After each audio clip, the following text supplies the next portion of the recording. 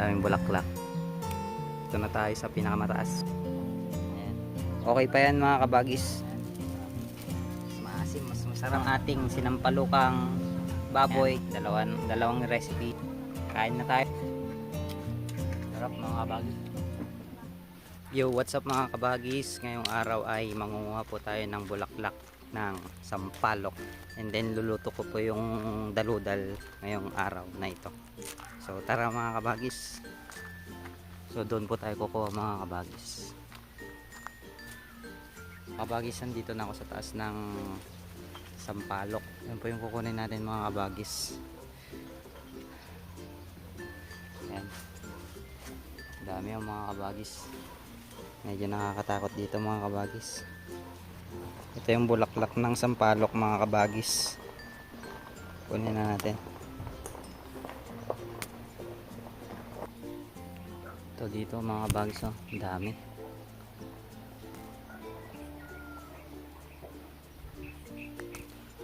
Pwede rin tong itinda mga kabagis. Mahal po to sa palengke.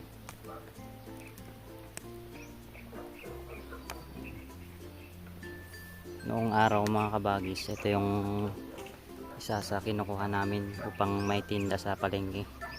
Tinitinda po ng aking ina para may pamalit sa pangbili ng bigas.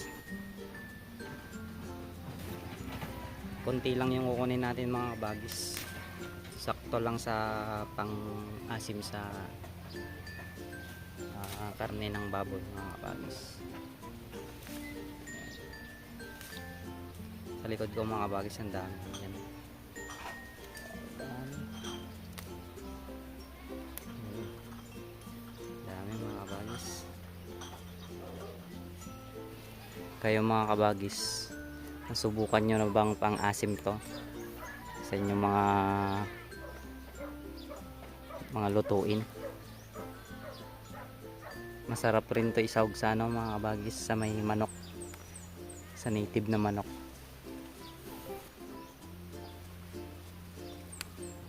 Ito mga kabagis, may bunga na siya, maliit. Ayan, maliit.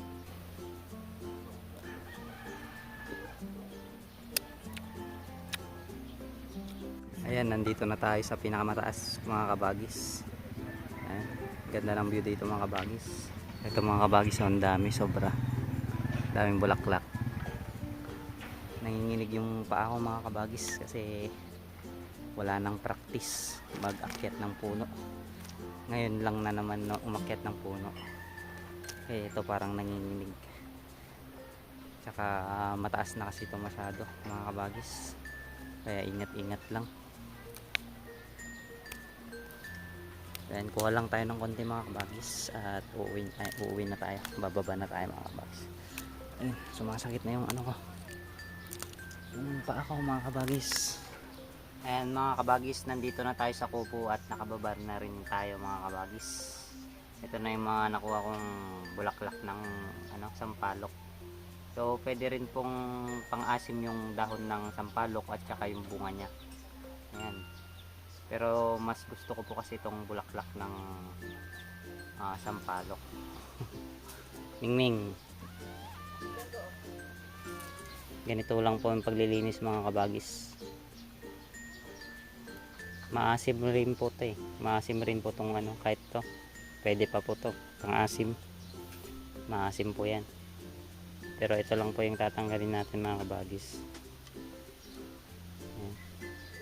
Ayos na mga kabagis. Nalinisan na natin. Hugasan na lang natin.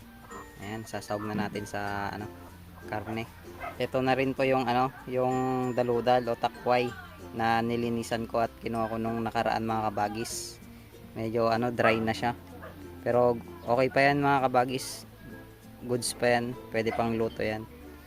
Ayan, lulutuin na rin natin. Sasabay natin sa sinampalukang baboy. Ito mga kabagis, kuha po tayo ng kamyas. Pangpapaasim rin natin sa daludal o takway. Ito.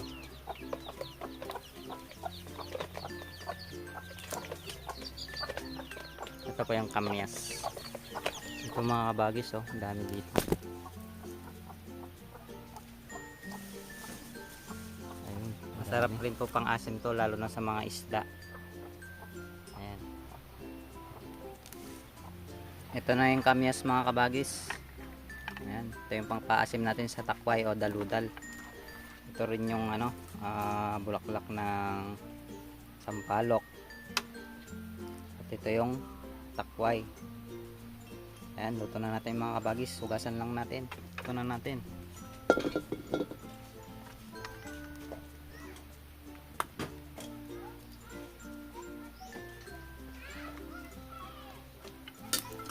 Bye-bye.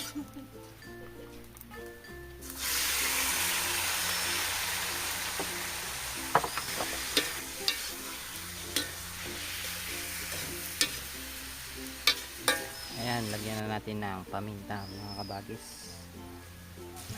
So ayan mga kabagis, nagmamantika na yung ano, taba, kaya pwede na yan mga kabagis. Lagyan na natin ng tubig.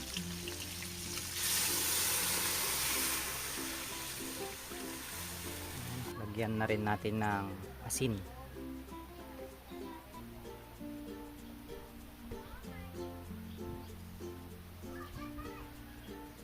Pwede na yan mga kabagis. Papakuluan lang natin and then lalagay na natin yung bulaklak ng sampalok. Ayan mga kabagis, kumukulo na. Kaya lagay na natin tong bulaklak ng sampalok. Ayan, dami. Mas maasim, mas masarap mga kabagis.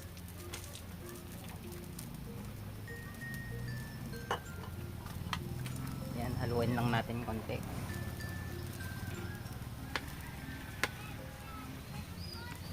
Then takpan na natin ulit.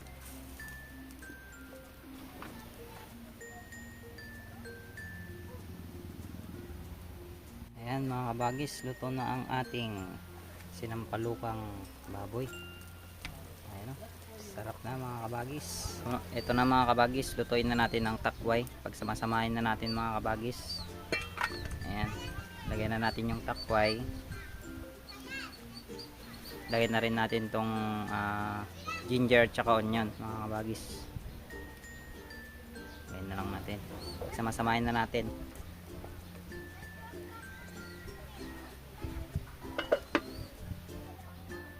Tapos ito mga kabagis, konting bagoong. Ayan, ayos naman mga kabagis. And then lagyan natin ng konting tubig. Ayan, ayos na yan mga kabagis. Lutuin na natin. Lagay na natin mga kabagis. Ayan, takpan na natin mga kabagis. Lutuin na natin mga kabagis.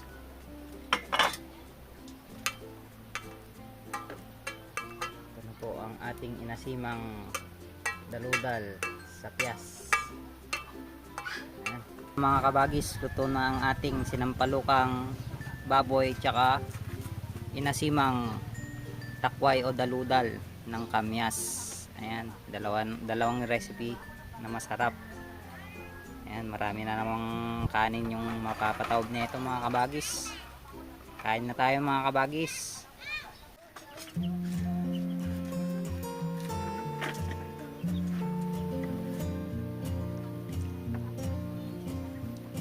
Ayan mga kabagis, kain na po tayo. Ngayon lang po kami nakapag-vlog. Sarap ng ano, ang sarap ng asim niya mga kabagis. Ito yung lasa, napakasarap. Subukan nyo na mga kabagis. Kain po tayo.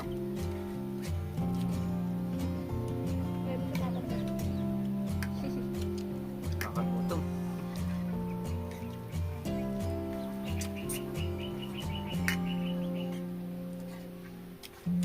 Sarap mga kabagis.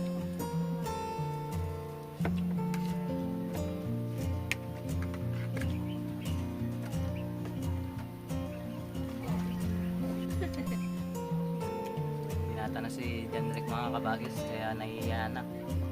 Grade 1 na po siya. So mga kabagis, saban na ba?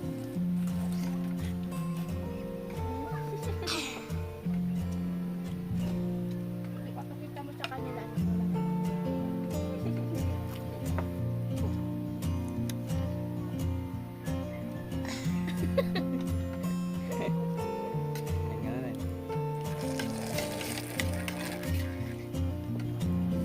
Ayan mga kabagis, thank you po sa mga nanood. And God bless po mga kabagis. Subscribe mga kabagis.